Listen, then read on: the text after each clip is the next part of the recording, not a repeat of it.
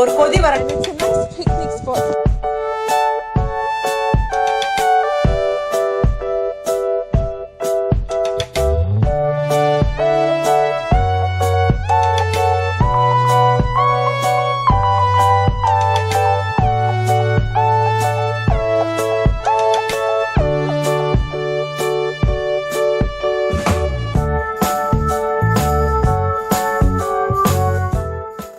சளி பிடிக்காம இருக்க ஒரு அருமையான ஃபுட் டிப் என்னன்னா இஞ்சி.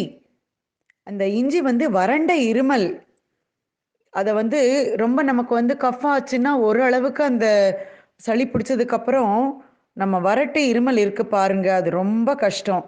நமக்கு வந்து ஒரு காலேஜுக்கு போகிற குழந்தைகளா இருந்தாலும் சரி, அந்த டீச்சர் சொல்லி கொடுக்கும்போது நமக்கு அந்த வறட்டு இருமலை வந்து தடுக்கவே முடியாது. அப்போ வேலைக்கு போகும்பொழுதும் எல்லாரும் அமைதியாக அவங்கவுங்க வேலை செஞ்சுட்டு இருக்கும்போது அந்த வறட்டு இருமல் நம்ம குத்து அப்படியே தொண்டையை குத்துற மாதிரி எவ்வளோ கஷ்டப்படணும்.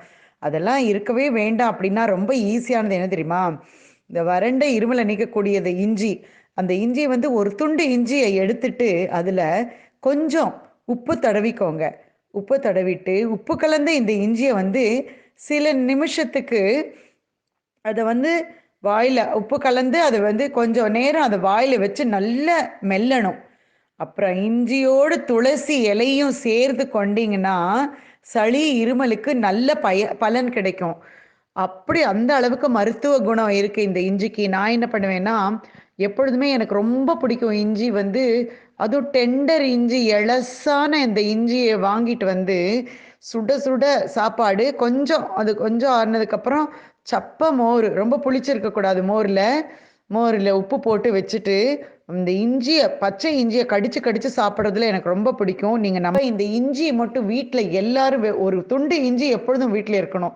டக்குன்னு எடுத்து ஒரு கடி உப்புல போட்டு கடிச்சு மோருஞ்சாத்துக்கு சாப்பிடுங்க, சூப்பராக இருக்கும். அப்படி இல்லைன்னா அது அதோட சாறு எடுத்து அப்படியே இது முழுங்குங்க, ரொம்ப சூப்பராக இருக்கும். அருமையான ஃபுட் டிப்பு இது வந்து. கண்டிப்பாக நீங்கள் பண்ணி பாருங்க. சும்மா அறக்க பறக்க நம்ம சஃபர் பண்ணவே வேண்டாம், நம்ம டாக்டர்கிட்ட போவே வேண்டாம்னா இந்த இஞ்சி ஒரு மருந்தாக வீட்டில் வச்சுக்கணும்.